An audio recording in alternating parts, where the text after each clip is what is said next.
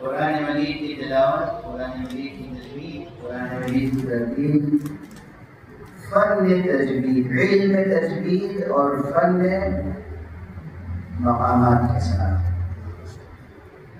وہ مجھے آج امید کی کرنے بھی کرتی ہوئی نظر آئی۔ آپ نے دن بنایا ہمارے مولانا کرام علی جعفری صاحب ہوتے پہلے وہ بھی شروع کیا تھا تعلیم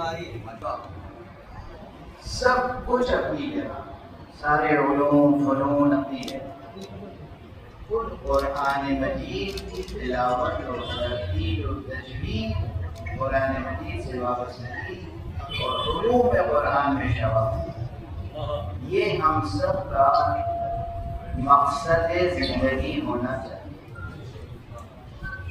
ہدف اول و آخر قرآن ہونا چاہیے۔ یہ جو مدرسوں کا نصاب ہوتا ہے نا، میں اکثر ان نصابوں پر تنقید کرتا رہا ہوں اور متبادل نصاب پیش کرتا رہا ہوں۔ سب سے پہلے دسمبر 1983 میں، دسمبر 1983 میں اس فقیر نے نیشنل لیول کا انڈیا میں سیمینار کیا تھا، اور اس سیمینار میں پڑھے گئے مقالات کا مجموعہ چھپا تھا، کتابی شکل میں موجود ہے، انٹرنیٹ پہ موجود ہے۔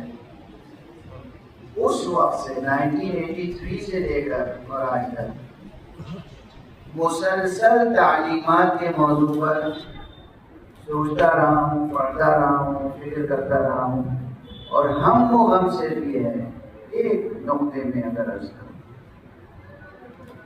کہ ہمارا سفر علمی اور سفر عملی دونوں ہونا چاہیے، قرآن سے قرآن تک۔